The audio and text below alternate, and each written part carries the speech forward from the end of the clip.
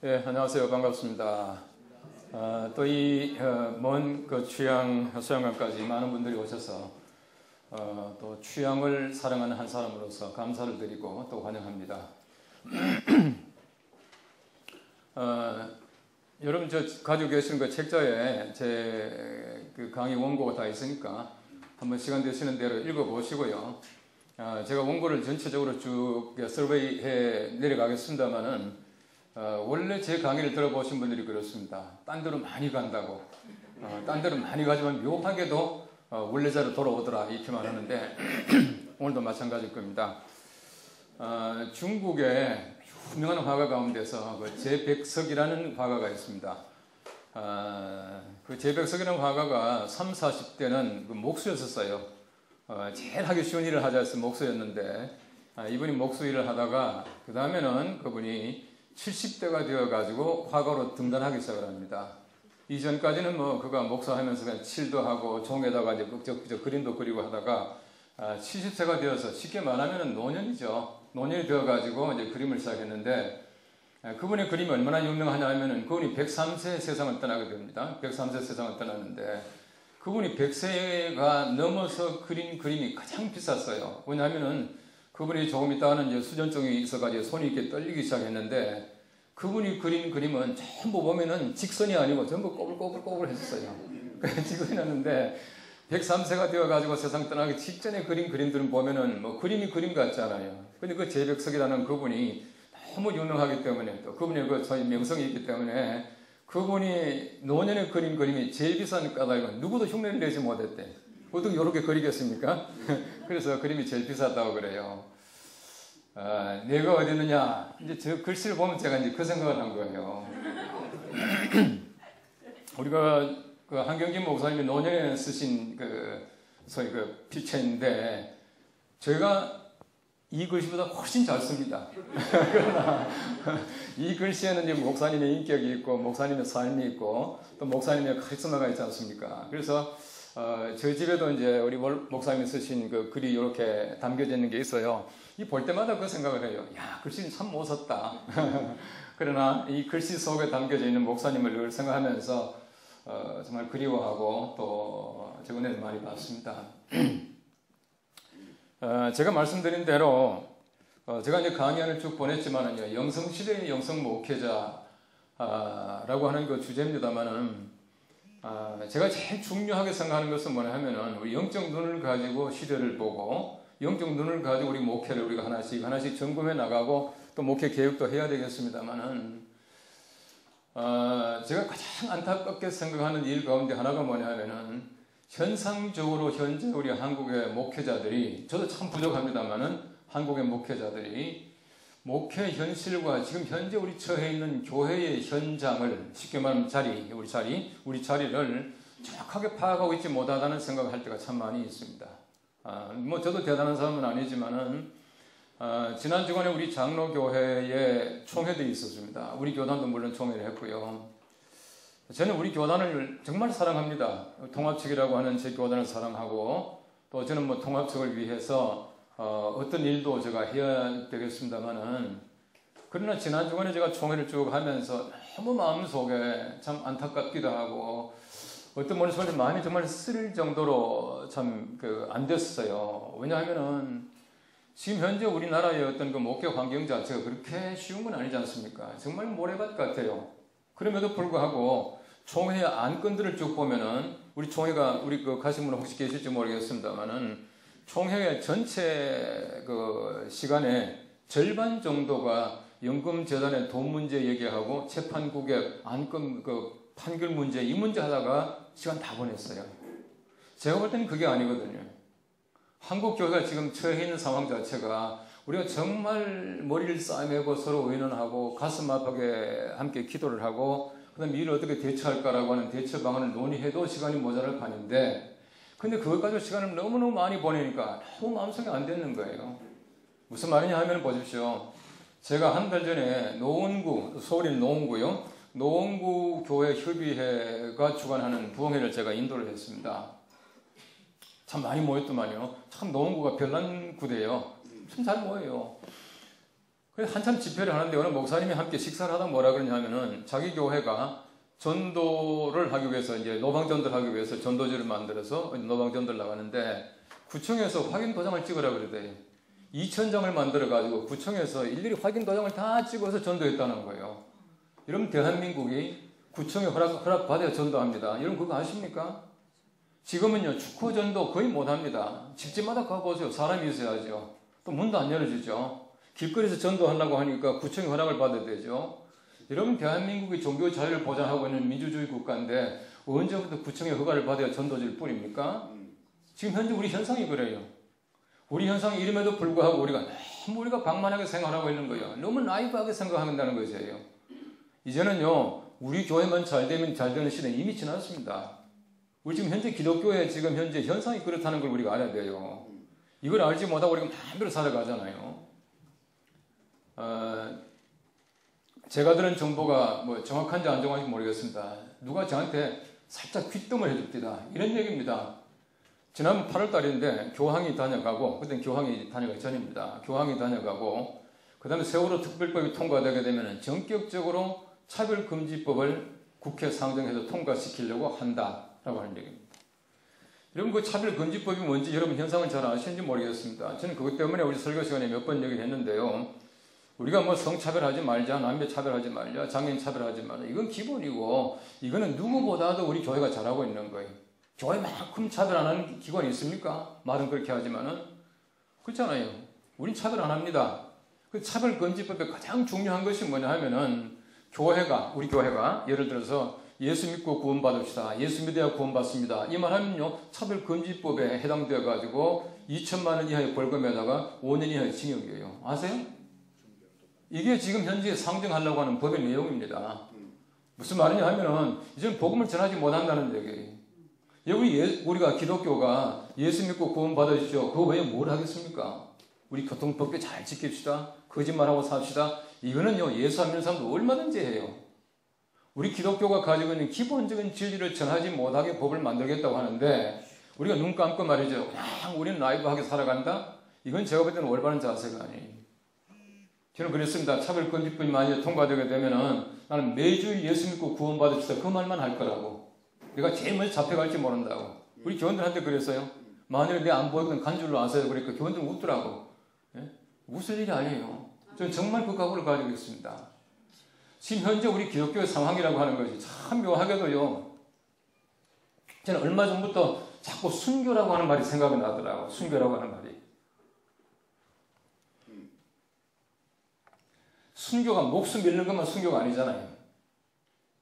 오래전에 그 한경진 목사님이 자꾸 뭐 이런저런 얘기를 하다가 남한산성 가서 얘기를 하는데 이런 얘기를 하시더라고요. 나는 순교하려고 했는데 순교를 못해서 그러시더라고요. 여러분 순교한다고 순교하고 싶다고 순교가 됩니까? 그건 아니거든요. 제가 볼 때는 우리 한경진 목사님은 순교자예요. 순교자보다도 훨씬 더 많은 일을 하셨지 않습니까? 내가 순교하고 싶다고 하지만 하나님께서 순교의 기회를 안 주셔서 못 하신 것이지 순교하는 것만이 소위 말하는 능사가 아니지 않습니까? 근데 제가 볼 때는요 자꾸 순교라고 하는 말을 제가 기억하고 또 그렇게 기도하고 있는 까닭은 야 순교할 수도 있겠다 싶어요. 지금 현재 우리 처한 상황 자체를 잘 보십시오. 여러분 실제로 보시면 현재 우리나라 그 상황 자체가 우리 기독교에 대해서 왜 이렇게 정말 뭐 3, 4년 초가 같이 이렇게 되는지 모르겠어요. 진짜 우리 예수 믿는 사람이 필요합니다. 저는 그런 면에서 볼 때에 우리 교단 주제가요 그리스도인 복음을 전하는 사람들 이렇게 정했습니다. 그래서 저는 내년도 설교 준비를 다 벌써 이미 설교 제목을 다 정했습니다. 저는 원래 좀 빨리 하는 사람이 다음 주 설교도 이미 제가 오늘 이렇게 차 타고 오면서 다 끝낸 사람이에요. 다 끝냈는데 저는 대개 화요일날 즈음 되면 설교를 끝냅니다. 그래서 제가 이제 아이폰 속에다가 이제 설교문을 집어넣어 놓고 거의 매일 들어보죠. 토요일도 몇 번 들어보고 또 고치고 하는데 저는 제가 설교 잘한다고 생각해 본 적 한 번도 없어요. 근데 설교는 참 재미있어요. 설교하는 것보다 더 재미있는 게 설교를 만드는 거예요. 너무너무 재미있어요. 그래서 저는 이 설교를 다음 주 걸 이미 다 만들어 놓고요. 또 뭐 10월달 거는 물론 제목 다 정해놓고 내년까지 다 정해놨어요. 내년도는 절기 설교 몇 개만 빼놓고 전부 복음입니다. 제가 지금 이미 기억하고 있어요. 만약 그렇게 될 경우 어떻게 할까? 우리 교단의 주제가 복음을 전하는 사람들일 뿐만 아니라 복음을 외쳐야 되겠다고 해서 제가 재작년에는요, 작년에는 십자가만 했습니다. 1년 내내 십자가 설교를 했는데, 야, 십자가 설교만 할 게 뭐 있겠나 싶은데 해보니까요, 지난 한 해 동안 다 못했어요. 아직도 남아있어요. 또 그 전전에는 하나님의 나라만 1년 내내 설교를 했습니다. 하나님의 나라만. 제가 오늘 책을 보다 보니까 이런 얘기가 나와요. 현대 우리 목회자들은 너무 복음을 외치지 않고 하나님 나라가 없는 윤리적인 설교만 한다. 이렇게 어떤 분이 이게 써놨더라고요. 가만히 생각해보니까 그런 것 같아요. 안 되겠다 싶어서 하나님의 나라만 1년 내내 했죠. 그것도 보니까 하나님 나라 뽑아보니까 1년 하고도 남더라고요. 그만큼 많더라고요. 우리가 복음을 외쳐야 돼. 우리 시대에 가장 필요한 게 뭐겠습니까? 복음에 뭐가 있겠습니까? 지금 복음 전하지 말라고 지금 자꾸 이렇게 압박하는데 이럴 때일수록 복음이 필요하다는 얘기입니다. 여러분 보세요. 예를 들어서 내가 진짜 움직이기 싫다라고 할 때 있죠. 그때가 움직여야 될 때입니다. 나이가 들면은, 죄송합니다. 우리 어르신들 계시는데, 나이가 들면은요, 제가 늘 하고 운동도 하기 싫어요. 하기 싫다는 얘기는 필요하다는 얘기입니다. 복음 전하기 참 힘든 때 아닙니까? 이때는 복음 전해야 된다는 얘기입니다. 그래서 저는요, 정말 우리가 정신 차리고 복음을 전해야 될 때가 왔다고 생각되어져요. 그래서 우리가 순교의 각오로 복음을 전해야 복음이 전해질 때가 되었다는 것이. 그래서 정말 차별금지법이 통과되지 않기를 바라고 있지만은, 그러나 차별금지법이 통과가 된다면 제가 볼 때는 아무리 목회자들 가운데서 잡혀갈 사람이 상당히 많을 것이다. 또 그렇게 돼야 한국이 올바르게 된다고 생각되어져요. 저는 제일 먼저 잡혀갈 각오가 되어 있어요. 그리고 저는 이미 교회 앞에도 얘기를 했고, 제가 그 기도를 하고 있어요. 하나님, 만일에 그게 있거든, 하나님, 나 꼭 잡혀가게 해주십시오. 잡혀가게 해달라는 얘기는 쉬지 않고 전하겠다는 얘기입니다. 잡혀가는 게 문제가 아니지 않습니까? 지금 현재 우리 현상이 그렇습니다. 우리 강 목사님, 우리 김 목사님, 제가 다 존경하는 어르신, 우리 한국 교회의 참 어르신들인데, 교황이 왔다 가고 나서 사람들이 괜히 좀 주눅이 든 것 같아요. 저는 그게 도무지 이해가 안 돼요. 아니, 교황 한 사람 왔다 갔다고 해서 뭘 그렇게 개신교가 주눅이 들 게 뭐 있습니까? 어떤 그 글을 보니까 앞으로 2, 3년 내에 우리 개신교에서 가톨릭 교회로 개종할 사람이 100만 정도 될 것이다. 이렇게 말했더라고요. 그 100만 정도가 만일에 간다면 그 사람들은 진짜 예수 믿는 사람 아닙니다. 여러분 잘 생각해 보십시오. 진짜 복음을 알고 예수 믿는 사람 같으면은 우리 개신교에서 복음을 믿고 있다가 가톨릭 가겠습니까? 진짜 교원들은 안 갑니다. 그러니까 100만 명이 간다고 예를 들어서 가정한다고 하더라도 그건 숫자이지 진짜 그리스도는 제가 볼 때는 아니에요. 이럴 때일수록 우리가 저는 더 좋다고 생각합니다. 왜 종교개혁이 일어나느냐? 이 사실을 분명히 가르쳐야 돼요. 종교개혁이 왜 일어났습니까? 믿음으로 말미암아 구원받는다라고 하는 복음이에요. 복음 때문에 우리가 종교개혁이 일어난 것이지 단지 어떤 그 당시에 운동이 아니에요. 단지 운동이라는 말 참 싫어합니다. 종교개혁이 운동입니까? 운동 아니에요. 종교개혁이 뭐냐 하면은 성경으로 돌아가자. 성경으로 돌아가자는 얘기입니다. 흔히 말하는 중세에서부터 이제 우리가 소위 말하는 근대사회를 이렇게 변화되지 않습니까? 변화되는데 중세에서부터 변화될 때 두 가지 큰 사건들이 있었죠. 하나는 종교개혁이고 하나는 르네상스, 문예부흥이에요. 이 둘 다가 같은 맥락입니다. 원래대로 돌아가냐는 얘기예요. 그래서 학자들은 말합니다. 문예부흥, 르네상스가 뭐냐? 아드 폰테스 운동이다 그렇게 말하거든요. 아드 폰테스는 뭐냐 하면은 원래대로 돌아가자, 본질로 돌아가자는 뜻입니다. 본질로 돌아가자. 이전까지 보십시오. 본질이 아니었어요. 소위 말해 휴머니즘 운동이다라고 말하는데 사람이 아니죠. 그러나 사람의 원래 모습을 돌아가자는 겁니다. 그래서 여러분 보십시오. 중세시대 때 그림을 보십시오. 얼마나 옷이 화려합니까? 얼마나 목걸이가 요란스럽고 막 머리도 장식이 많고 이러지요. 그러다가 르네상스 시대 때 딱 그림을 보십시오. 그림만 봐도 표가 나요. 그림 보면 이제 예를 들어서 보티첼리의 비너스의 탄생, 봄 이런 작품들 보면 전부 다 벗었잖아요. 왜 나상을 그립니까? 왜 발가벗은 모습입니까? 옷이 아닙니다. 사람을 그리자는 것이에요. 요란스러운 치장이 아닙니다. 본래 모습을 드러내자는 것입니다. 그래서 그림을 통해서 본질로 돌아가는 것을 표현한 것이 흔히 말하는 르네상스 시대 때 그림이에요. 종교개혁이 마찬가지입니다. 종교개혁이 뭐냐? 성경으로 돌아가자는 운동이에요. 아드 비블리아, 성경으로 돌아가자는 운동이라 그렇게 말합니다. 이전까지는 성경이 중심이 아니었잖아요. 여러분 잘 아시는 대로 뭐 교황 모술 같은 거 보여주시죠. 여러분 지난 4월 달 고난주간 고난주간에 프란시스코 교황이 평신부 앞에서 고해 성사하는 사진이 신문에 이만큼 크게 났습니다. 그것도 한번 보신 분들 많이 계실 거예요.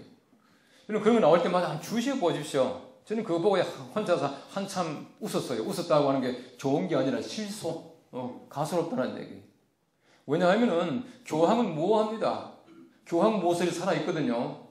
여러분 1962년도부터 65년도까지 제2차 바티칸 회의가 열리는데요.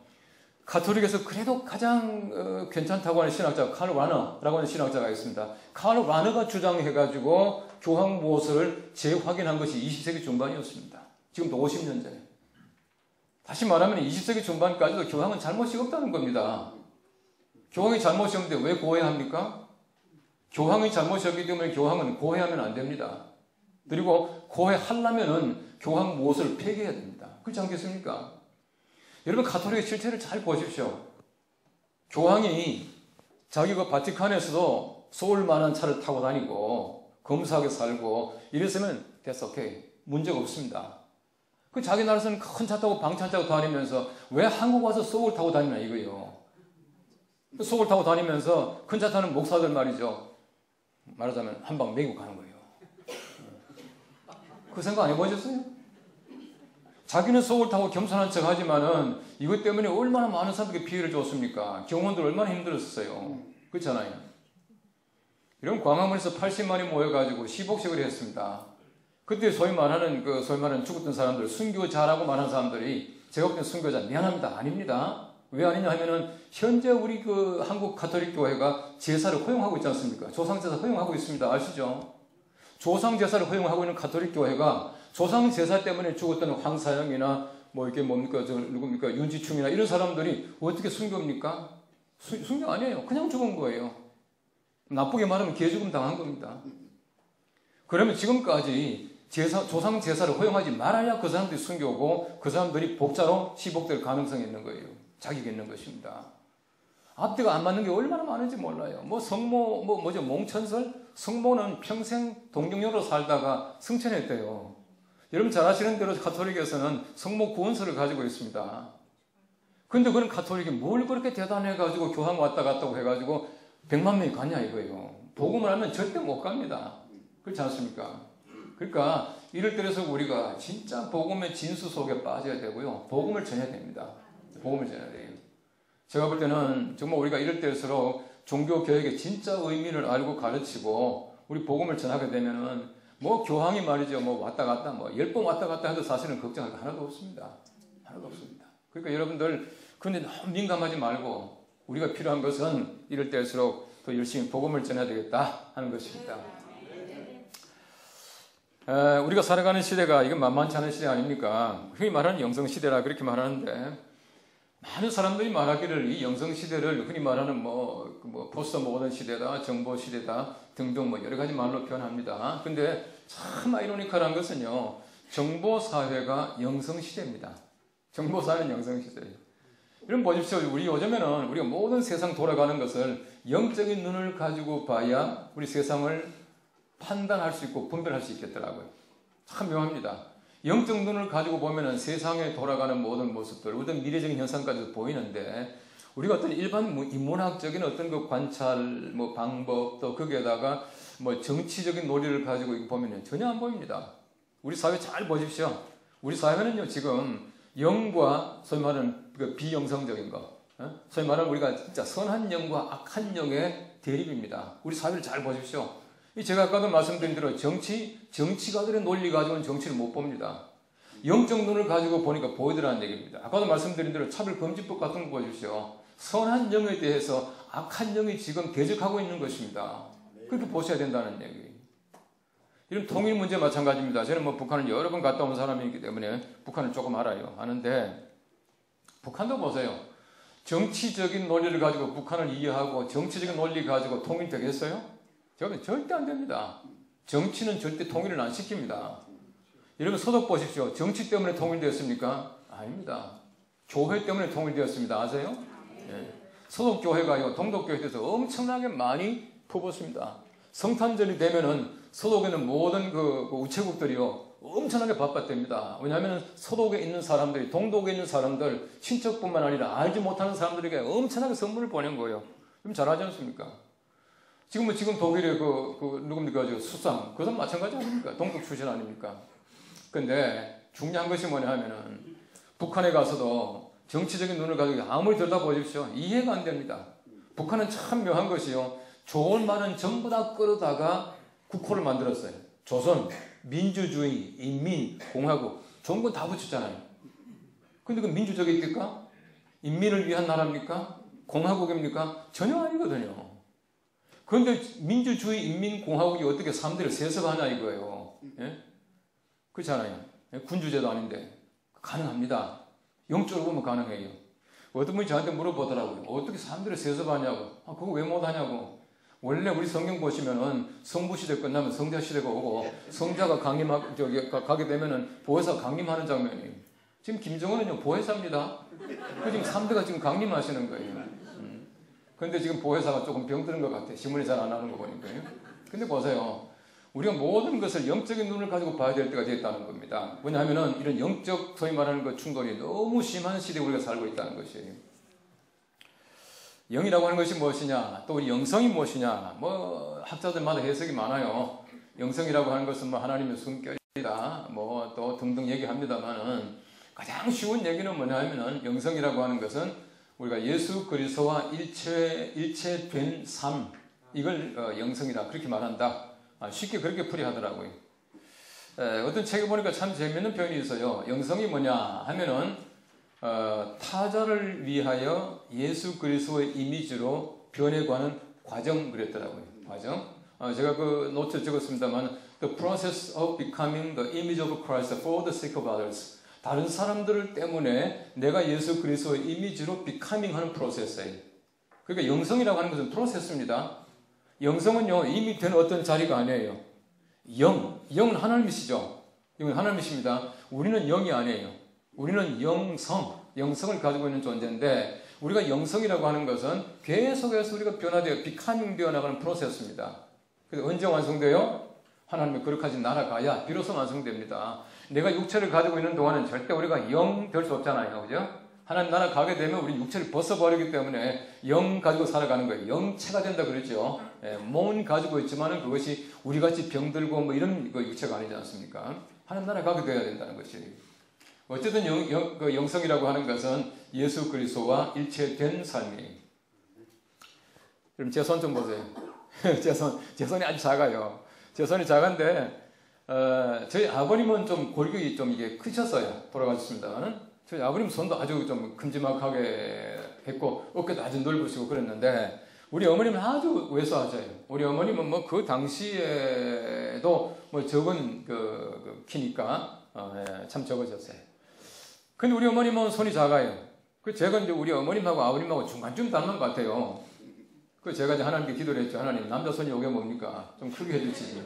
하나님께서 오냐 하고는 오른손은 아버지 닮고 왼손은 어머니 닮고 만들었다. 가정해 보십시오. 멋있겠어요?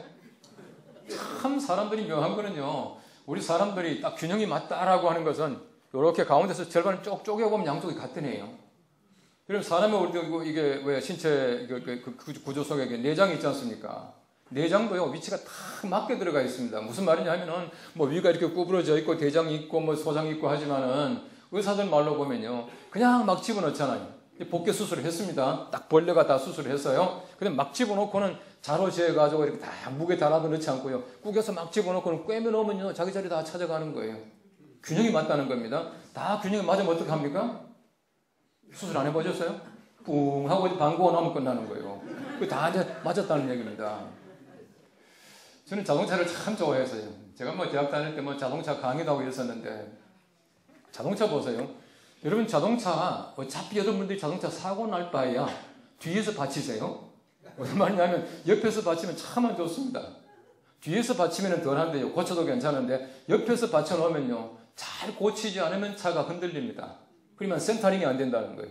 자동차가 좀 마구잡이 올려놓은 것 같지만은 자동차도 딱 중간에 무게를 달아보면 양쪽에 무게가 같게 만들어놔요.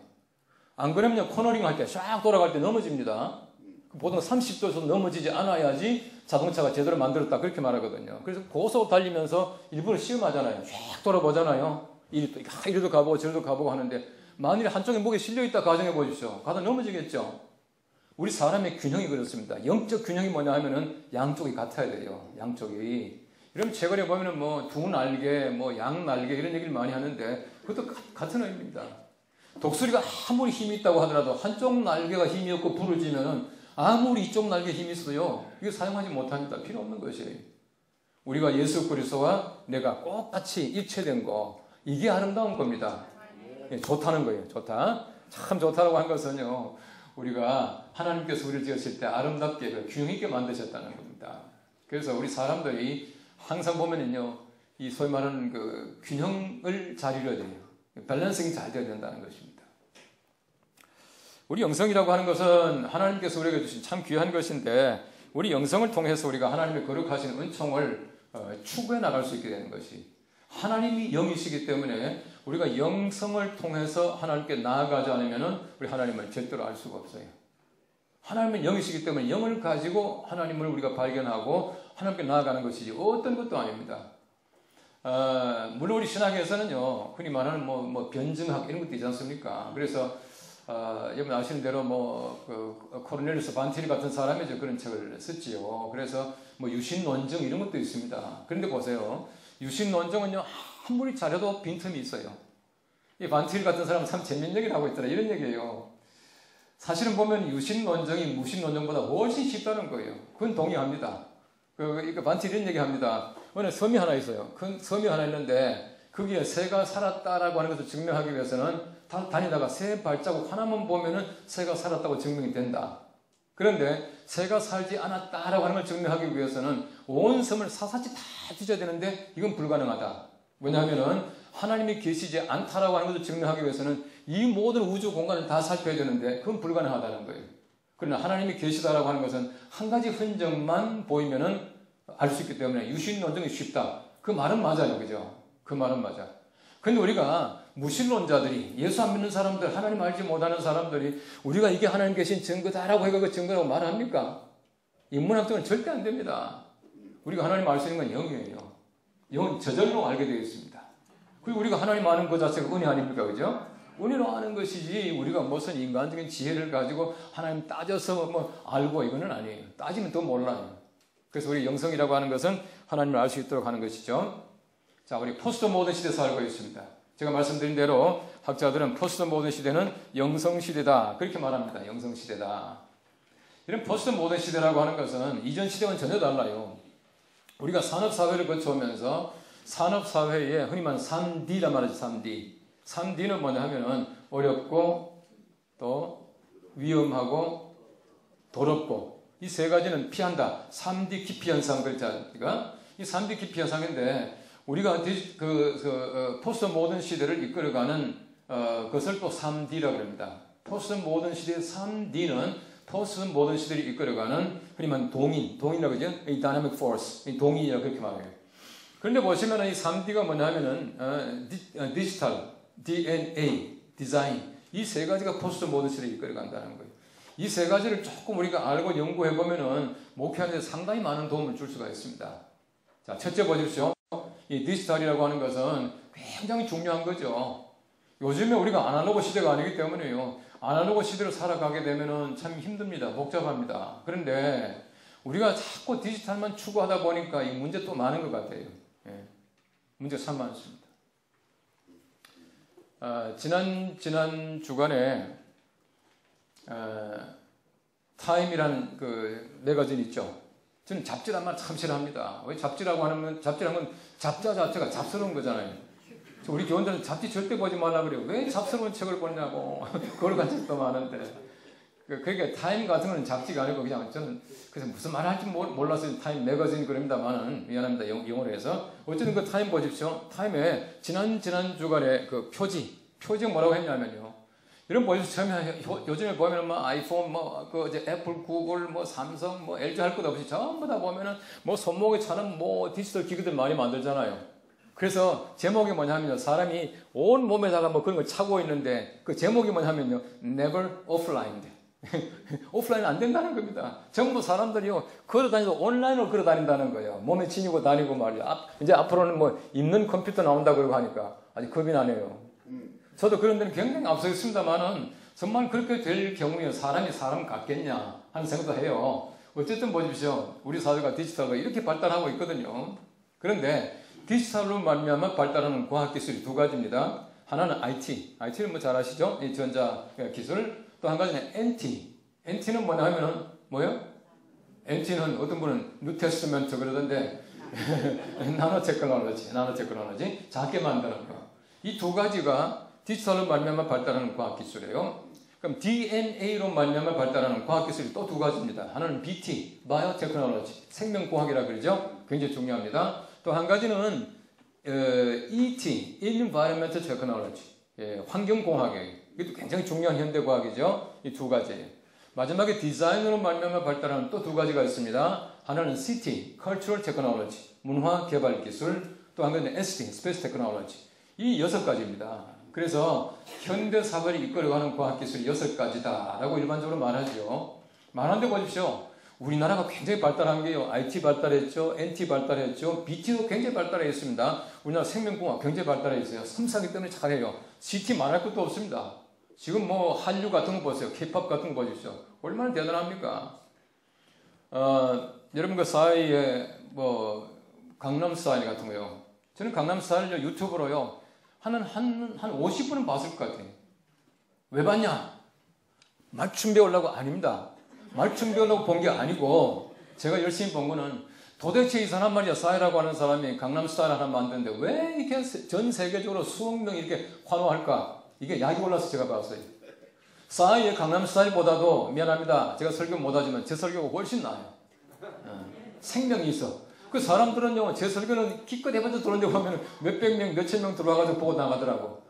왜 수억 명 안 들어오냐 이거예요.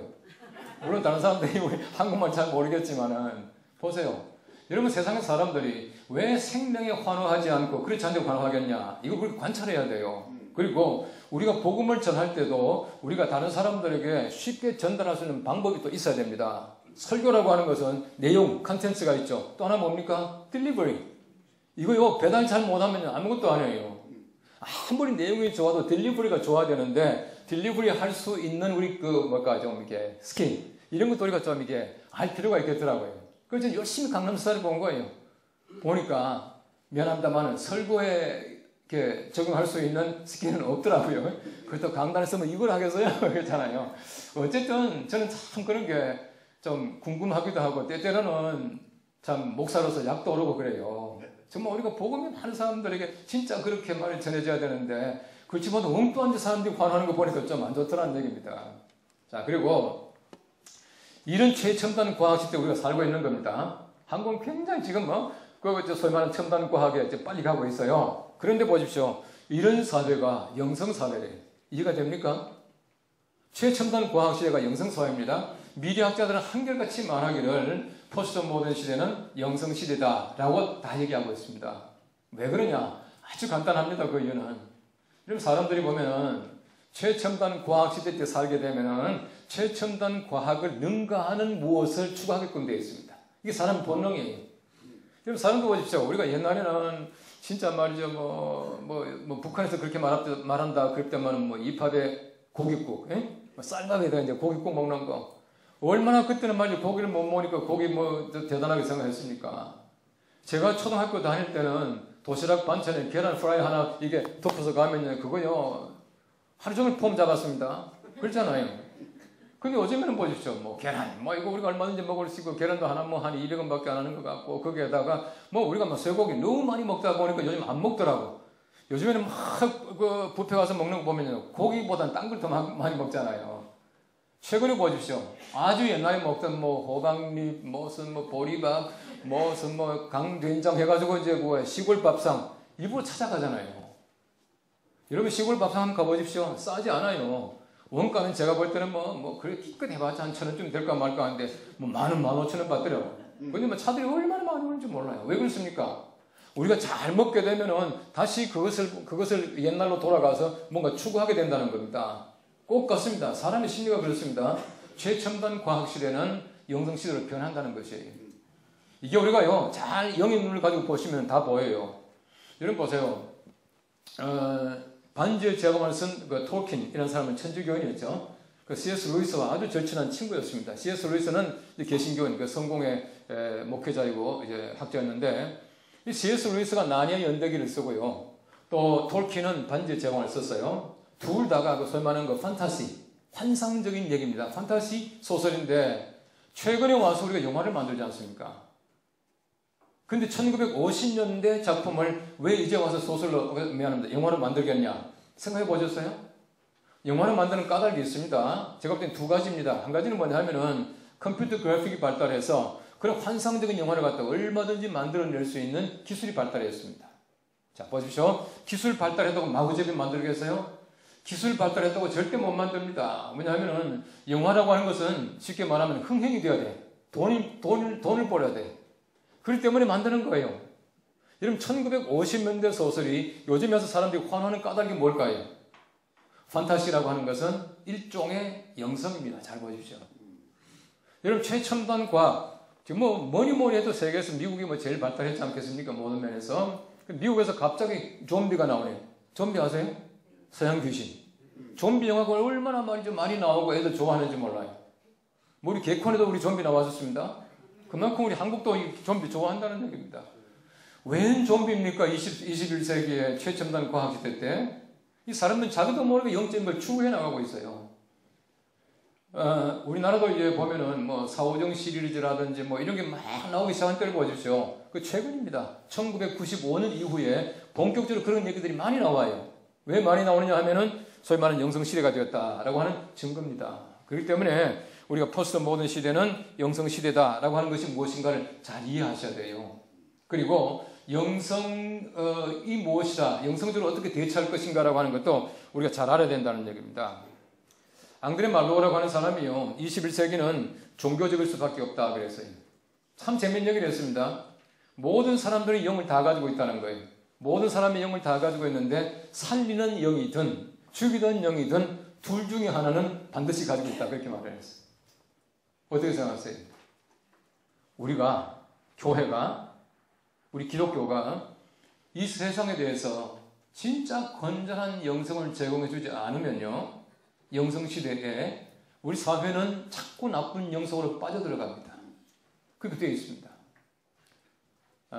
제가 이제 다음 줄 설교 끝냈다고 그랬잖아요. 다음 줄 설교 제 제목이 주의 선한 영입니다. 주의 선한 영.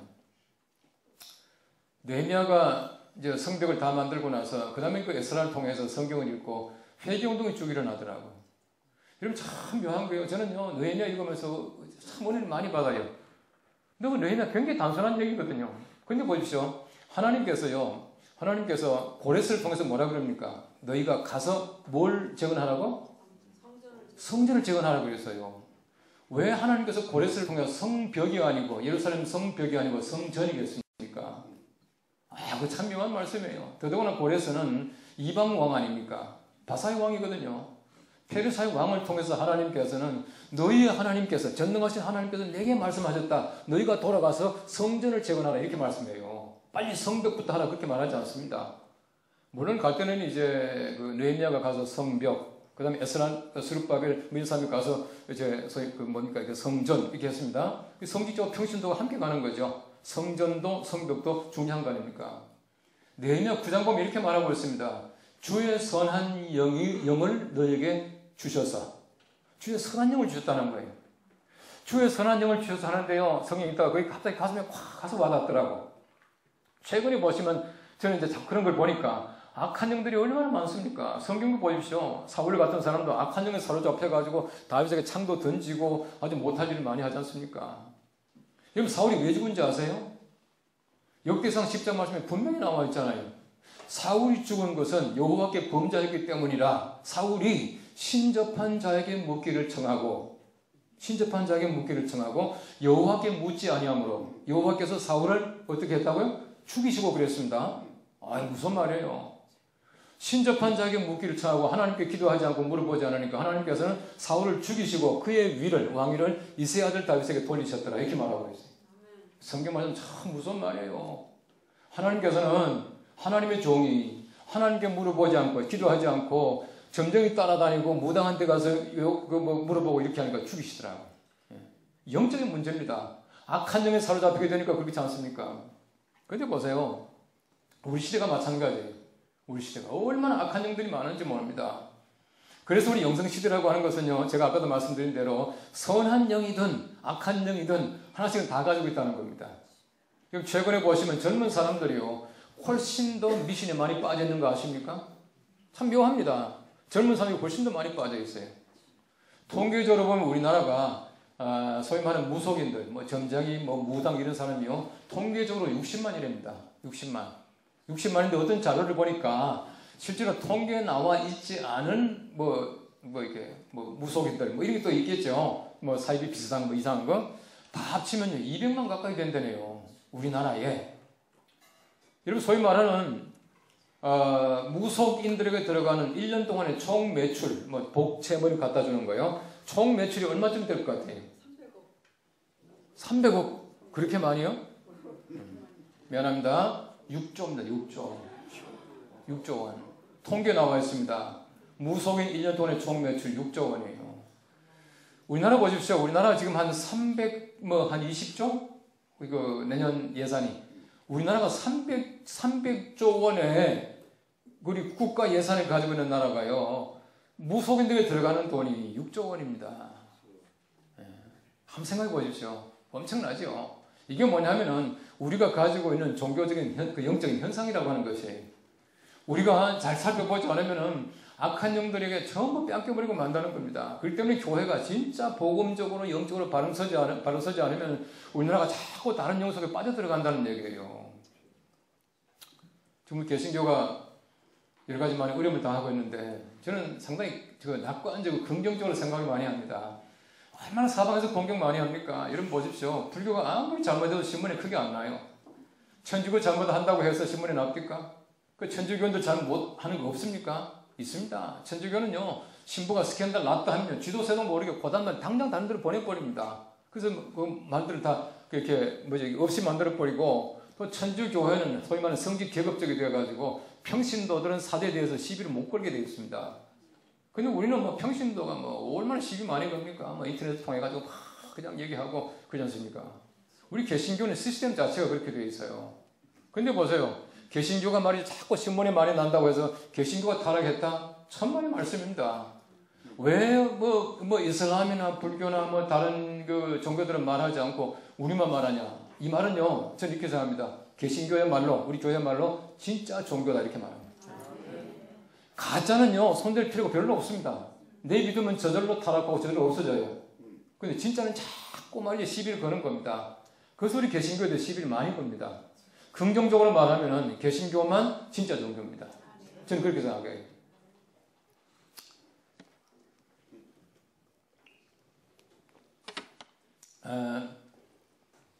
지금 한국의 목사가 좀 많은 편이죠? 어떻게 생각하세요? 너무 많아요? 제가 장신대 겸임 교수로 나가서 가르치고 있습니다만 장신대도 보면은 지원생이 제법 많잖아요. 그게 많은 거냐? 또 우리가 지금 현재 신대원생이 200명씩 뽑는데요. 많으냐? 제가 볼 때는요, 더없이 적습니다. 저는 교수들하고 항상 부딪힙니다. 교수들은 많이 뽑지 말자, 갈 데가 없다, 지금 현재 목사의 수급이 잘 안 된다, 이런 말 많이 합니다. 그건요, 현상을 보면 그렇습니다. 그런데 우리가 현실만 보면 절대 안 됩니다. 하나님께서 적어도 우리들에게 미래를 보라고 영적 지도자를 세우셨는데, 지도자가 뭡니까? 지도자는요, 현상뿐만 아니라 미래까지도 봐야지 이거 참 진짜 지도자예요. 저는 학교에서 가르칠 때 그 교회 행정학을 가르칩니다만요. 교회 행정학에서 그 리더십이 뭔지 압니까? 리더십이라고 하는 것은 인비징 태스크예요. 비전을 보여주는 업무가 리더십입니다. 우리가 교회의 리더 같으면 리더십을 가져야 되고, 리더십이라면은 미래를 보여줄 수 있는 타스크, 업무가 리더십이에요. 그 미래를 보십시오. 저는요, 우리 장신대에 지금 현재 200명 신대원생을 뽑는데 더 많이 뽑아야 된다고 저는요 늘 강조하는 사람이에요. 뭐 왜 그러냐면 장신대뿐만 아닙니다. 우리 한국 그리고 뭐 신학 대학들은요 전부 목사 많이 뽑아야 돼요. 많이 뽑아가지고 뭐하냐? 지금 갈 데가 없지 않냐? 물론 없지요. 물론 없는데 제가 볼 때는 그렇습니다. 하나님께서 지금 당장 필요하지 않은 신대원 지망생들 왜 그렇게 많이 보내주겠냐? 우리 총신대 출신들 한번 생각해 보십시오. 총신도 마찬가지입니다. 엄청나게 많이 갈 거예요. 숫자는 모르지만. 근데 왜 보내주겠냐? 쓸데없는 사람 자꾸 보내준다고 생각해요? 아닙니다. 적어도 우리가 1000명 온다면 1000명 중에서 몇 명 빼놓고는 그래도 소명감이 투철한 사람들입니다. 그렇죠? 소명감 가지고 왔는데 왜 우리가 안 뽑고 자꾸 돌려보내냐 이거예요. 물론 교육하고 갈 데 없다는 거 하나 이유가 될 수 있겠지만 하나님이 보내준 사람들이다라고 생각해 보십시오. 현재를 위해서가 아니라 미래를 위해서 보내주신 사람이다 생각하시면 그분들이 굉장히 중요한 사람들이에요. 그 저는 뭐냐 하면은 최대한 많이 우리가 목사를 만들자. 그럼 어떻게 하냐? 교회가 데리고 있잖아요. 무슨 말이냐면요. 우리 교회가 뭐 영락교회는 지금 한 20몇 명 되나? 부목사? 30명? 네, 30명. 30명 같으면 영락교회는요 한 60명쯤 데리고 있어야 돼요. 한 장로님. 우리 교회가 지금요 부목사님이 9명인데 제가 한 15명쯤 데리고 있으려고 생각해요. 이런 목사 한 사람 더 데리고 있으면 돈 많이 듭니다. 알죠? 우리 목사님들 그거 걱정하잖아요. 당장 교회가 어려우면 목사 한 사람 잘라내면 제일 쉬운 방법인데 목사 한 사람 더 교회가 있으면은 교회가 이런 예산이 상당히 많이 듭니다. 그건 사실입니다. 우리 교회도 마찬가지입니다. 우리 교회 현재 15명 데리고 있으려면 돈이 엄청나게 많이 들어요. 그 돈이 뭐냐? 저는 그걸 통일비용이라고 보는 거예요. 통일비용이다. 무슨 말이냐면은 여러분 통일이 언제 될지 아십니까? 모르잖아요. 통일이 됐는데 우리가 준비된 영적 지도자가 없어 보십시오. 어떻게 하겠습니까? 이슬람 먼저 들어갑니다. 예? 이슬람 먼저 들어갑니다. 거기에다가 통일교 같은 이단이 먼저 들어갑니다. 통일교는 이미 보내려고 많은 사람들 준비하고 있다는 얘기 들었습니다만은 어쨌든 보십시오. 북한이 이슬람화되게 되면은 우리 남한이 이슬람화되는 건 시간 문제입니다. 그거 생각 안 해보셨어요? 우리 교단 안에 보면은 이슬람 대책위원회라고 하는 소위원회가 있습니다. 총회 안에 있습니다. 그 총회 안에 있는 이슬람 대책위원회를 제가 만들었습니다. 제가 막 주장해가지고 만든 게 이슬람 대책위원회. 우리 대책은 못하겠지만은 우리가 이슬람에 대해서 우리가 알고 있어야 돼요. 왜냐하면은 북한이 훨씬 더 영적으로 강합니다. 우리 남한의 교회가 성장하게 된 한 요인이 뭐냐면은 우리 한국 전쟁입니다. 전쟁 때 1.4.5 때 많은 분들이 내려오셔가지고 남한 교회를 부흥시킨 거죠. 북한이 훨씬 더 강합니다. 성경도 보십시오. 아니 끓는 가마가 북에서부터 남으로 내려오잖아요. 항상 영적 기운은 북에서 남으로 내려오는데 특히 우리나라 보십시오. 북한이 훨씬 더 셉니다. 그렇기 때문에 북한이 저 소위 말하는 체제가 안 무너지고 있는 거예요. 영적 그 집단이기 때문에 안 무너지는 겁니다. 전혀 그거 우려하는 거예요. 우리가 통일됐다면 얼른 보내야 되는데 언제 될지 모르니까 그때 사람 길러서 보낸다? 어림없는 얘기입니다. 그건 틀린 거예요. 저는 그런 면에서 볼 때에 한국교회가 너무 미래를 내다보지 않고 영적 눈을 감고 현상만 극복하고 있다는 거예요. 이게 드러난 것이 바로 지난주에 우리 교단 다른 교단은 뭐 말할 것도 없어요. 우리 교단이 그렇다는 얘기예요. 너무너무 제일 많이 안 됐어요. 현상만 보고요. 막 이런 문제 저런 문제 가지고 시간 다 보내고 정말 중요한 문제는 다루지 않고 지나가 버렸다는 얘기. 이게 거의 다 그런 것 같아요. 저는 그걸 너무너무 안타깝게 생각해요. 영적 눈을 가지고 보십시오. 사실은 그건 심각한 문제입니다. 우리가 지금 살아가는 것이 영적 눈을 가지지 않고는 절대 바라볼 수 없다고 하는 겁니다. 그런 면에서 볼 때에 우리가 21세기의 영성사회의 영적 기운을 가지고 사회에 대해서 영적 기운을 불어넣어주지 않으면 우리 사회는 점점 죽이는 영, 악한 영, 그런 요소에 빠지게 된다는 겁니다. 여러분 사회 보십시오. 얼마나 악한지 말도 못해요. 악한 영이 지배하고 있는 겁니다. 여러분 잘 보십시오. 우리가 상상할 수 없는 그런 일들이요. 뭐 신문이나 텔레비전 통해서 얼마나 많이 나옵니까? 뭐 친딸을 성폭행한 아버지가 있는가 하면 이거는 뭐 말도 안 되는 얘기죠. 그럴 때마다 신문 보십시오. 인면수심 이렇게 말하더라고. 저는요 그 말은 참 싫은 말이에요. 인면수심이 뭡니까? 사람 얼굴인데 동물 마음이라고? 그러면 세상에 동물이 그렇게 살아갑니까? 동물이 그 말 들어보십시오. 얼마나 기분 나쁘겠습니까? 동물도 절대 그렇게 살지 않습니다. 동물 하나님께서 만드신 그대로 삽니다. 수컷끼리 싸우는 것 같지만 싸우는 것도 종족 보존을 위해서 그렇게 싸우는 거지 말이죠. 우리 같이 말이죠. 그냥 싸우는 거 아니잖아요. 주차 문제 때문에 싸우고, 뭐 상하층에 무슨 뭡니까? 층간 소음 때문에 마저 칼로 찌르고 죽이고, 이거는요, 이거 사람이 아니에요. 지금 보십시오. 얼마나 악하게 많이 몰아갑니까? 청소년들에게 보시면요. 지금 고등학생들 가운데 지난주 통계 보니까 뭐 60% 가까이 가면 담배 피고 있더라고. 고등학생들이. 예? 그 누가 그렇게 합니까? 악한 영들이 그렇게 한다는 겁니다. 우리가 정말 악한 영에 사로잡히기 전에 교회가 선한 영을 제공해주고 선한 영으로 사로잡아야 되는데 우리 자꾸 그 능력이 떨어지는 것 같아요. 그래서 우리가 참 안타깝다는 얘기입니다. 여러분, 인간은요, 영적 존재입니다. 하나님이 사람 만드실 때 보십시오. 사람이라고 하는 이게 그 흙으로 사람을 빚어 넣으시고 하나님께서 사람에게 생기를 불어넣으시니 사람이 뭐가 됐다? 생명이 됐지 않습니까? 생명이 뭡니까? 생명, 네페샤야, 살아있는 영입니다. 살아있는 영, living soul. 사람은요, living soul, 살아있는 영일 때 사람이 사람이에요. 사람은요, 살아있는 육이 아닙니다. 육적으로 아무리 잘 산다고 하더라도 영이 죽어 있으면 사람이 아니에요. 우리가 어떤 그 성경적으로 볼 때는 사람은 살아있는 영일 때 비로소 사람입니다. 죽어있는 영, 죽어있는 육은 물론 아니고요. 그래서 우리가 육적으로 살아있다고 하더라도 우리가 사람은 사람이 아니에요. 성경적으로 보면은 생영이 사람입니다. 그죠? 그렇기 때문에 사람이 영적 존재 아닙니까? 하나님이 영적으로 살게 하시려고 사람을 만드신 것이지 사람이 육적으로 살라고 살아있는 영으로 살라고 만든 게 아니지 않습니까? 그때 우리가 영성을 가져야 돼요. 영적으로 살아가야 됩니다. 우리가 헬라 말로 우리 사람을 안트로포스라고 그러죠. 안트로포스. 이 안트로포스라고 하는 말의 어원을 보면 위를 향한 존재라고 하는 뜻이에요. 위를 향한 존재. 하나님이 동물을 만드실 때 보면요, 동물은 기어다니든 두 발로 다니든 네 발로 다니든 더 발이 많이 있던 보면은 땅을 향해서 만들어져 있습니다. 그죠? 땅을 향해서 만들어져 있어요. 그리고는 코끼리와 같은 예외도 있지만은 모든 동물들은 소위 말하는 부리, 주둥이 제일 앞에 나와 있습니다. 입이 제일 앞에 나와 있어요. 이 말이 무슨 말입니까? 하나님이 동물을 만드실 때는 땅을 위한 존재로 만드셨고 먹기 위한 존재로 만드셨다는 거예요. 그리고 동물들은요, 먹는데 급급합니다. 먹고 배부르면 가만히 있고요. 제가 아까 동물 얘기했지만 동물들도 금방 맛있는 거 잡아먹으면요, 옆에 아무리 맛있는 게 지나 왔다 갔다 해도 쳐다보지도 않아요. 그 사람들은 보세요. 내가 가지고 있으면서 사재기하고 빼앗고 더 많이 가지려고 애쓰고 이게 사람인데 인면수심? 이거는요, 동물한테는 해당 안 되는 얘기예요. 사람들이 그렇게 사는 거지. 차라리 수면인심 이게 맞는 것 같아. 어쨌든 동물은 그렇게 안 삽니다. 어쨌든 보십시오. 동물들은 땅을 위한 존재고 먹기 위한 존재지만 사람들은 위를 향한 존재입니다. 위를 향한 존재.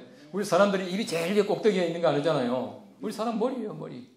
머리가 왜 하나님께 가까이가 있는 것이에요. 유대 사람들이 왜 기도할 때나 유대 사람들 보면 이게 뚜껑 하나 이렇게 덮어지고 있죠. 모자 같은 거. 그거 왜 쓰는지 아세요? 위를 향해 있는데 하나님 앞에서 이게 부족한 내 머리, 내 두뇌, 내 머리 이거 하나님께 드러나는 것을 가린다는 의미에서 이게 모자를 쓰고 있는 겁니다. 그냥 쓰는 게 아니에요, 유대 사람들이. 어쨌든 보십시오. 우리가 머리가 제일 꼭대기에 있어요. 우리 사람들은 적어도 하나님께서 이성이라고 하는 것, 지식이라고 하는 것을 주셔서 하나님을 더 가까이 갈 수 있도록 만들어 주시는 것이에요. 이 사람들은 철저하게 영적으로 살아가야 진짜 사람으로 살아갈 수 있다는 것을 가지고 있는 것입니다. 저는 그렇게 봐요. 우리 이제 사회나 다른 종교에서 우리 기독교를 표명하고 또 욕하는 것 이유가 있을 겁니다. 또 우리도 잘못하는 게 있어요. 잘못하는 게 있기 때문에 우리가 올바르게 살아가야 되고요.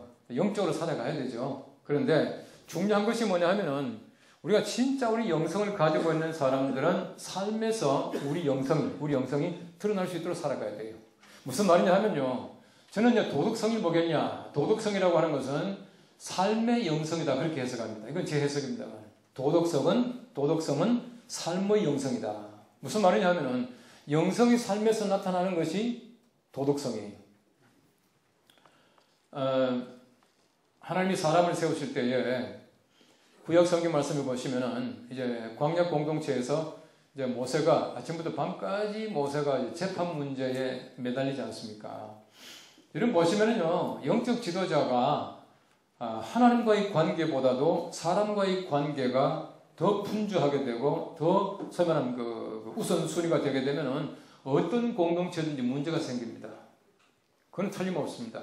그런데 모세가 가장 중요한 것이 무엇이냐면 하나님과의 관계입니다.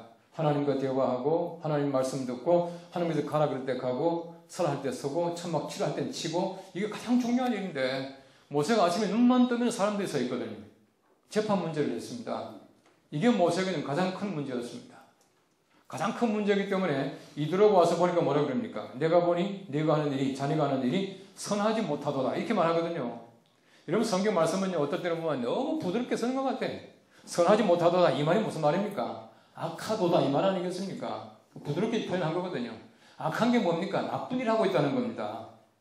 여러분 백성들의 재판 문제를 담당하는 게 왜 나쁜 일입니까?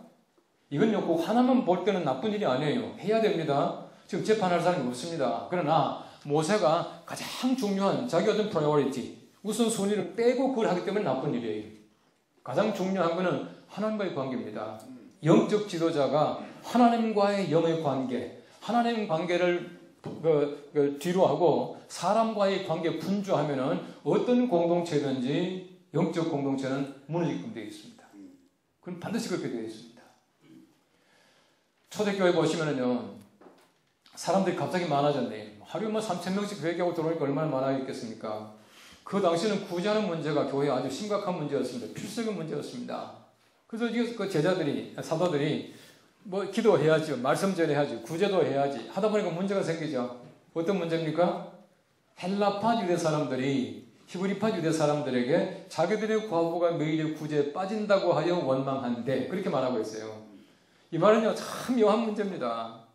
여러분 예를 들어가지고 히브리파 유대인들이 쉽게 말하면 사도들이 히브리파 사람들인데 히브리파 유대인들이 일부러 믿다고 헬라파 그 과부들을 빼놓고 했겠습니까? 아닙니다. 히브리파 과부가 한 사람 빠지는 것은 지나가요. 그런데 헬라파 과부 한 사람이 빠지면 섭섭해요. 그렇죠? 교회가 그렇습니다. 어떤 공동체든지 그렇다는 얘기예요. 자, 그래서 문제가 생겼는데 어쨌든 문제가 생기고 나니까 어떻게 합니까? 사람을 세웠죠. 일곱 사람을 세워요. 7사람 세우는데 일반적으로 우리가 7집사 그렇게 말합니다. 그 말 맞아요. 그러나 성경에는 7집사라고 할 말이 없습니다.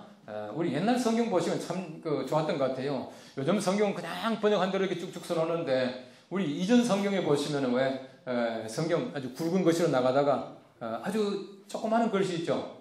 조그마한 글씨는 원문 성경에는 없지만은 번역상에 필요한 말을 집어넣었다는 얘기입니다. 그 조그마한 그 작은 글씨가 나와요. 그 성경 보세요. 사도행전 21장 말씀 보시면은 7집사 중에 하나인 빌립에게 4딸이 있는데 예언하는 자라 이렇게 나오죠. 근데 집사라는 말은 조그마하게 들어가 있어요. 원문 성경에는요 7 중에 하나인 빌립 이렇게 되어 있습니다. 그래서 우리 영어로 말하면은 그 7사람을 지칭할 때에 the seven, 그 7사람들 이렇게 말합니다. 어쨌든 보십시오. 그 7사람들이 뽑힐 때에 그 당시에는 문제가 많았었는데요. 7사람을 뽑을 때 보십시오. 여러분 히브리파 유대 사람들이요. 헬라파 사람들만 뽑아가지고 7사람을 구성하고 구제하게 만들어요. 빌립, 스데반, 브로고르, 니가노르, 디몬, 바메나, 니골라 7사람이죠. 그 7사람이 전부 다 헬라파입니다. 어떻게 하느냐? 이름 보면 금방 알잖아요. 이름에 그 헬라파 유대 사람들. 그 보십시오. 사도들이 얼마나 진짜 관용합니까? 여러분 초대교회는 진짜 좋은 교회예요. 우리 교회가 이제 이번 달에 120주년이거든요. 120년. 120년 되다 보니까요. 장로 뽑았다 하면은 우리 교회 몇 대 이런 사람만 뽑혀요. 쉽게 말하면은 본토박이만 뽑힌다는 얘기입니다. 히브리파는 자꾸 장로가 되는 거예요.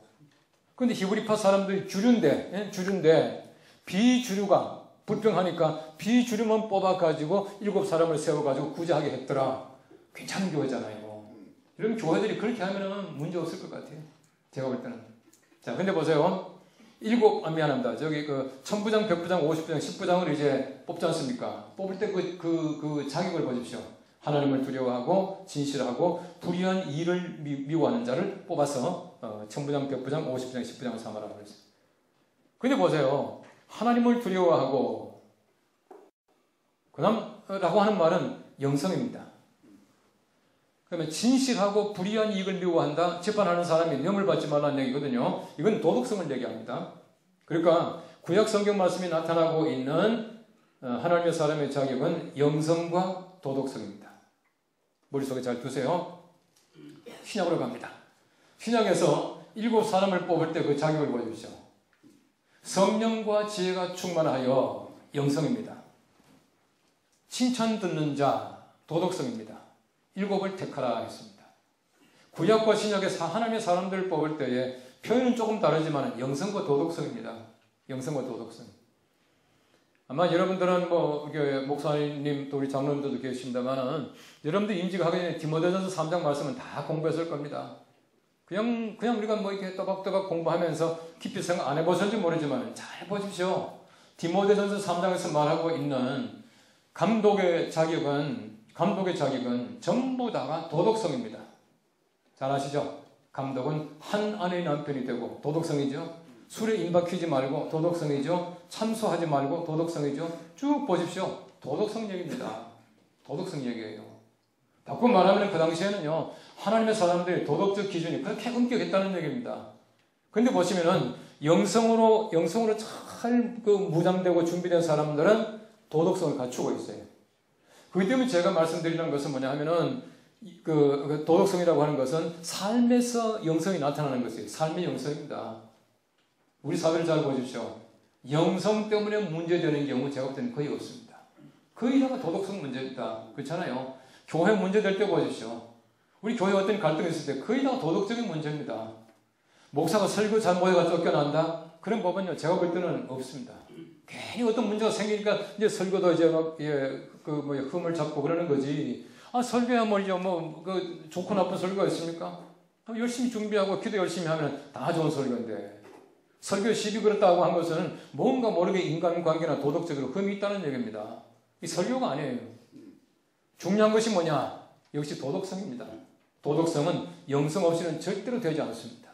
영성이 돼야 도덕적으로 된다는 얘기. 우리 한국 교회가 제가 볼 때는 한 가지 약점을 가지고 있다면 그런 면에서 참 약점을 가지고 있는 것 같아요. 이 도덕적인 면이 너무 우리가 그냥 아주 신중하지 않게 그냥 지나가 버린 것 같아요. 조그만한 거지만 얼마나 중요한 문제입니까?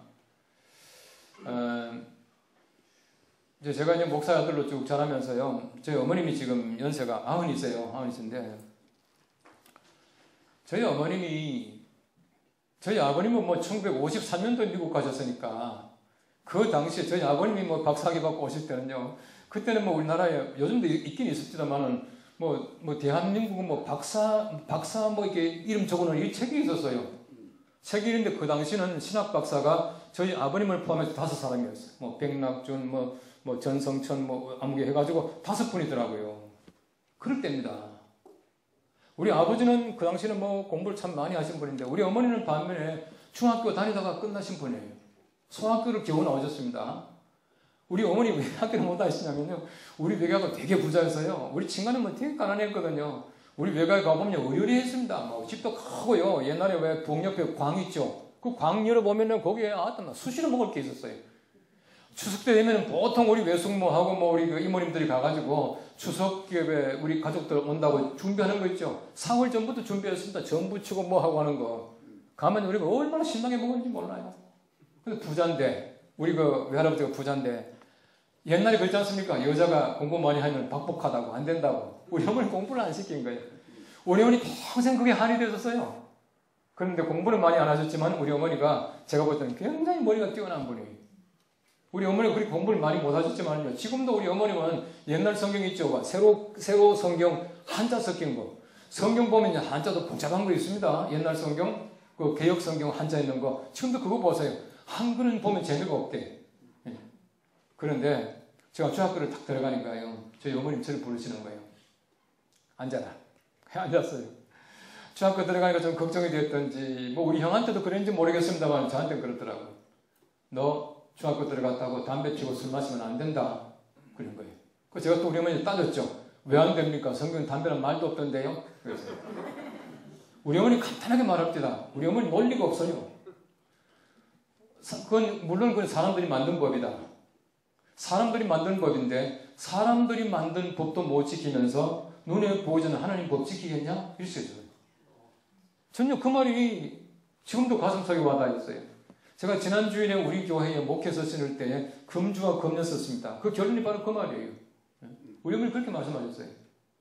사람이 만든 법도 못 지키면서 눈이 보이지 않는 하나님 법 지키겠냐?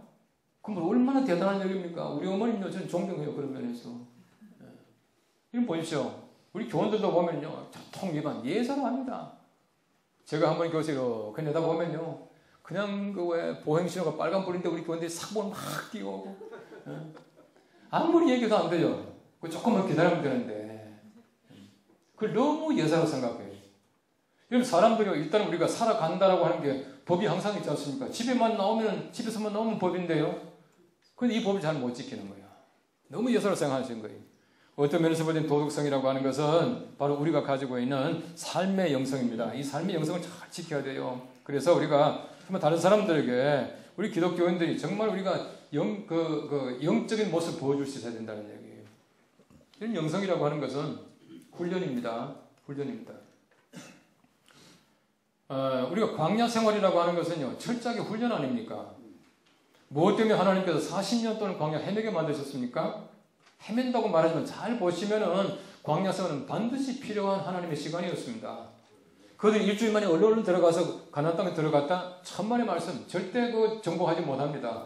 가데스 바네아에서 보십시오. 10명 보내더니 9명이 못 들어가겠다는데 그 사람들 눈이 메뚜기 같다고 말했는데 어떻게 바로 들어갈 수 있습니까? 그들이 전쟁도 해보고요. 또 하나님 앞에 시험도 당해보고 또 구리변도 쳐다봐야 되고 이러면서 들어가는 것이. 그래서 마지막에 뭐 합니까? 마지막에 진짜 훈련받는 거예요. 마지막에 보시면은 여호수아 3장 말씀 보시면은 이제 들어가는 날 보죠. 들어가는 날. 그때 이렇게 말하고 있습니다. 유사들이 막 나팔을 불면서 얘기하죠. 너희는 스스로 성결하게 하라 말씀하면서 너희가 줄을 잘 서 있어라. 줄을 잘 서 있다가 법궤를 맨 제사장들이 첫 발이 요단강에 닿는 것을 보거든 너희가 진행하라 이렇게 말하고 있어요. 여러분 제사장 무리가 있고요. 2000규빗 떨어져서 일반 백성들이 줄을 서 있어요. 여러분 보십시오. 출애굽할 때에 애굽에서 뛰쳐나올 때에 줄 섭니까? 줄 안 씁니다. 줄 왜 안 썼습니까? 구원받는 것은 순서가 없어요. 아무나 빨리 당하면 되는 겁니다. 출애굽은 구원의 상징이거든요. 우리 집안도 마찬가지입니다. 우리 아버지가 예수 믿고 우리 할아버지가 뒤에 예수 믿고 장로님 되시고 우리 할머니는 뒤에 믿고 권사님 되셨어요. 우리 할아버지가 반드시 먼저 믿는 거 아니잖아요. 구원은 순서가 없습니다. 아들 먼저 믿고 아버지 믿고 그래요. 구원은 순서가 없지만은 그러나 보십시오. 교회에서 들어갈 때는 순서가 줄을 잘 서야 돼요. 저는 그럽니다. 40년 동안 뭘 했냐? 줄서기 연습했다 봐요. 줄서기 제일 중요합니다. 그럼 군대 갔다 오신 분들 생각해 보십시오. 군대에서 어떤 훈련이 제일 중요합니까? 제일 중요한 훈련은 총 쏘는 거 아니에요. 제일 중요한 훈련은 제식 훈련이에요. 제식 훈련. 앞으로 이가 뒤로 돌아 이가 우양우 좌양자 제자리에서 이게 제일 중요합니다. 이거 못하면 군인 아니에요. 전부 다 앞에 가는데 내 혼자 뒤로 가요. 이건 군인 아니에요. 전쟁 때는 그러다가는요. 그 지휘관한테 총 맞아 죽어요. 예, 안 됩니다. 교회가 마찬가지입니다. 가장 중요한 훈련은 교회도 제식 훈련입니다. 줄서기 운동이에요. 질서가 있어야 됩니다. 당회는 당회대로, 재직회는 재직회대로 우리 교원들 간에 서로 질서가 있어야 돼. 질서가 있어야 돼. 우린 그 질서가 너무 없다는 겁니다. 그냥 평신도들이 말이죠. 성질 잘 갖다 앞질러 가기도 하고 뭐 그냥 시비도 걸고 이러잖아요. 이건 질서가 아니에요. 교회가 질서가 무너지면 참 교회가 아니거든요. 그래서 마지막으로 줄서기 탁 시켜가지고 법궤를 맨 제사장들이 첫 발이 요단강에 닿는 걸 보고는 들어가라. 여러분 그들이요 가나안 땅을 얼마나 바랬습니까? 400년 전부터 몇십 년 전부터 하나님께서 주시겠다고 한 땅인데 얼마나 들어가 보고 싶었겠어요? 그러니까 서로 먼저 들어가려고 하지 않겠습니까? 하나님 그렇게 못하게 했어요. 줄 서서 천천히 같이 들어가라는 얘기입니다. 이게 하나님의 방법이에요. 교회는 훈련입니다. 그래서 칼빈은 말하기를 Church is discipline 그랬습니다. 교회는 훈련입니다. 잘 훈련받았어야 돼요. 우리가 교회에서 하는 모든 건 훈련입니다. 예배 드리는 것도 훈련이고요. 모든 게 전부 다 훈련이에요. 전도하는 것, 우리가 헌금하는 것, 참석하는 것, 전부 훈련입니다. 훈련 잘한 다음에 우리가 하나님의 나라로 가나안 땅에 비로소 들어가는 겁니다. 요단강 건너서 들어가는 거죠. 우리가 21세기를 맞이해서 정말 이 훈련을 잘 받아야 돼요. 제가 어떻게 하면 좀 영적으로 훈련을 좀 잘 받을까? 제가 혼자 궁리를 하다가 여러 해 전에 제가 이제 수도원을 갔습니다. 수도원에. 언젠가는 또 한번 가보고 싶어요. 제가 갔던 수도원은 저기 애굽에 있는 사막의 수도원이에요. 이제 그 카이로에서 알렉산드리아 쪽으로 가다가 중간에 사막 가운데 있는 그 수도원이었는데 성 마카리우스원이라고 하는 수도원입니다. 마카리우스라고 하는 그 고대 사막의 영성가 그 수도사는 굉장히 유명한 사람입니다. 이러면 사막에 뭐 이렇게 뭐 명언집들이나 뭐 수도사 얘기 보면은 마카리우스 얘기가 참 제법 많이 나옵니다. 그분이 세운 건데 그 수도원은요 주후 6세기에 세워진 교회 그 수도원이 500몇 년에 세워진 그 수도원입니다. 지금도 1500년 전에 세워진 데예요. 한참 많을 때는요 수도사들이 한 400명 가까이 있었다는데 제가 갔을 때는 120명 정도가 있더라고요. 근데 거기 가서 이제 수도사들하고 얘기도 많이 하고 했는데 참 즐거운 시간이었어요. 저는 너무너무 좋았었어요. 근데 수도원에서 수도사들이 하는 일이 뭡니까? 전부 훈련입니다. 그 세 가지 훈련합니다. 그들이 이제 들어갈 때 이제 소위 말하는 그 서약하지 않습니까? 서약이 뭐냐 하면은 얘가 그 뭐죠 이게 순교를 지키겠습니다.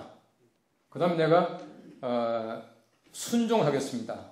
그 다음에 내가 청빈하게 살겠습니다. 이 세 가지를 이게 서약하고 들어가요. 서약하고 들어가는데 이 서약은요 수도사가 될 때 한 번 하는 서약이 아니고 매일 아침 반복합니다. 매일 아침 새벽 예배를 드리는데 새벽 예배가 2시간쯤 하더라고요. 2시간쯤. 여러분 잘 아시는 대로 정교회, 컵틱교회 마찬가지입니다만은 정교회 쪽에서는 예배를 서서 드려요. 2시간을 서서 드려요. 아이고 저는 너무너무 힘들더라고요. 2시간 서 있는 것 자체가 얼마나 힘든지 몰라요. 그런데 2시간 동안 서 있으면서 하는데 제일 먼저 하는 것이 뭐냐면 그들의 소위 말하는 그들의 서약을 재확인하는 것이 매일 아침 하는 거예요. 매일 아침 하는데 제가 이제 그다음 캅틱 말로 하니까 못 알아들으니까 보수도 한 사람 붙들고 물어보는 거죠. 오늘 뭐 했냐? 아까 하던 게 그거 뭐냐? 물어보면 다 가르쳐줘요. 물어보는데 매일 아침 그럴 때 서약을 반복하는데요. 매일 아침 반복하는 서약을 그 사람들 말로 perpetual conversion, 영속적인 계심이라 그렇게 말하더라고요. 매일 아침 그 소위 말하는 컨버전이 필요한 거예요. 그렇잖아요. 저는요, 참 놀란 게요. 나이가 많은 수도사 한 사람 만나서, 그 당시에 이제 그분이 자기가 그 연세가 83이라 그러더라고요. 나이 많은 사람. 참 재밌는 거는요, 그 수도원에 가면 조그마한 문이 있어요. 문도요, 막 대문 아니에요. 조그마한 문이. 그 수도원 담장이 있고 들어가는 문은 조그마한데, 그 조그마한 문에 사람들이 들어올 때는 거기다가 뭐 기어 들어다시피 이제 들어옵니다. 오는데 그 문 앞에 항상 사람이 한 사람, 쉽게 말하면 문지기가 있어요, 문지기. 뭐 보초는 아니고 이제 문을 지키고 있는 거예요. 외부 사람들 혹시 오면 이제 맞이하는데 가장 나이 많은 사람이 나와 있어요. 나이 제일 많은 사람은 원장이고요. 두 번째로 많은 사람이 83이에요. 83세예요. 근데 그랬습니다. 젊은 사람 안 시키고 왜 당신이 나와 있냐? 그렇게 말하니까 하는 얘기가 젊은 사람은 자꾸 세상 바라보게 되면 마음에 시험이던데 자기는 괜찮대. 그럼 자기는요 53일이 됐답니다. 수도원에 들어온 지가. 그런데 그 할아버지하고 참 얘기 많이 했는데 이분들이 살아가는 모습을 보면요. 딱 세 가지입니다. 딱 세 가지. 기도하는 것하고 학습하는 것하고 노동하는 거 세 가지입니다. 기도와 학습, 공부하는 거하고 노동. 그러면서 노동도 기도다 그렇게 말합니다. 우리 그 예수원 있죠? 예수원이 별로 안 멀죠? 태백에. 예수원의 그 대천덕 신부님이 그 말 했지 않습니까? 노동도 기도입니다. 그렇게 말했잖아요. 영성적 기도예요. 그래서 그 사람들은요. 철저하게 훈련을 받습니다. 그러니까 훈련이요. 한 번 하고 나서 끝나는 것이 아니에요. 매일 똑같은 훈련을 반복하는 것이에요. 근데 보면은, 물론 정교 쪽이 그렇습니다만, 모든 상징들이 의미를 다 가지고 있어요. 옷도 그렇고요. 옷도요, 모자부터 옷이 길게 생겼는데, 이게요, 떨어져 있는 옷이 아니에요. 벗으면 모자부터요, 이게 통옷을 다 벗어요. 다 그렇게 되어 있습니다. 중간에 쭉 내려가다 보면 정에다가 십자가, 이게 뒤에는 십자가 이렇게 있어요. 예, 허리하고 십자가 되어 있어요. 그 십자가를 지고 다닌다는 그런 상징이에요. 안에는 가죽띠를 이렇게 메고 있습니다. 몸 안에.